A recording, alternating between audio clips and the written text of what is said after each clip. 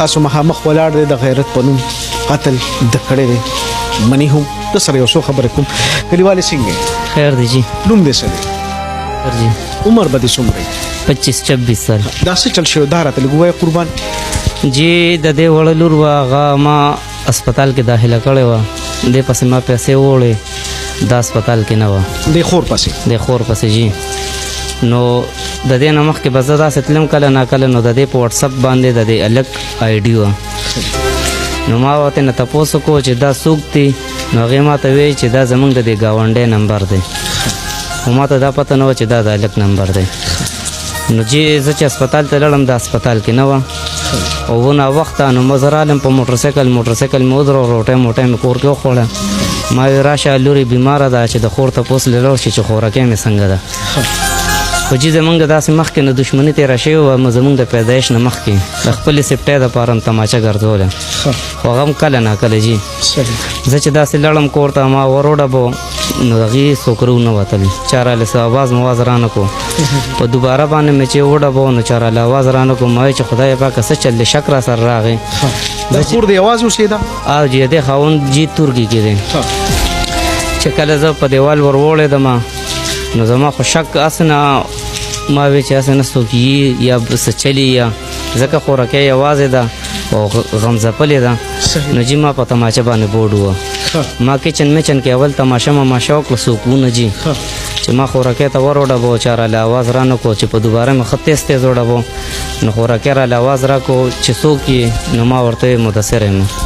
نو ورې راته کولو کو نو داسې عبت کې وه چې څه چل دی اخو وی عبت کې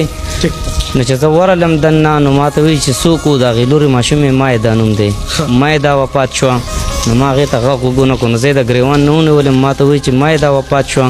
نو ما ورته وایي چې نه هېڅ هم نه دی وفات نو ما د کټونو لاندې جي تماشه وکړه چې تماشه مې وکړه نو دا هلک د میز لاندې ناست و چې د میز لاندې ناست و دی ما راوباسو د ګریوان نه مې ونیسو ما ورته وایي چې ته دلته څه کوې ما ته وایي چې دا زما دین په دنیا خور ده ما ورته وی زه د دې سکا ورور یم د مور نه پیدا شوي یو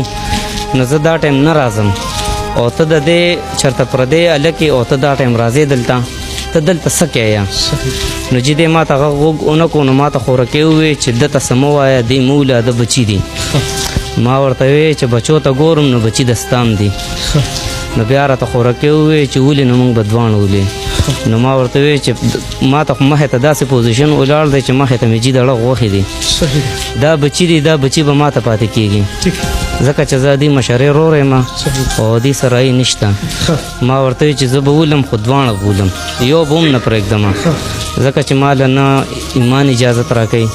نه راله پښتو اجازت راکوي نو جي ما اول هلک وویشتو بیا مې خوراکۍ وویشته بیا په دې او د غاړې مې ورپسې ور بند کړو او رالم شاته یو کنډر وه هلته مې تماچه وغورځوله او کور ته لاړم چې کور ته لاړم مور پلار ته مې کیسه وکړه چې کیسه مې وکړه بس پلار د لاس نه ونیولم او راته ویې تاسو پولیس له ورکړم دې کې سچو صاحب انسپکټر صاحب را روان وه او بس هغه ګیر کړم بیا را سره تماچې لی بوتلم تماچه مې ورته وښوله او بس جي دکه واقعه وه نو جی زه په ماشومانو ډېر زیات خفه یم حالان کې په خور هم خفه یم دړه غوښې مې دي خو چې سبا الله ته پیش کېږم نو الله ته به په کومو سترګو پیش کېږم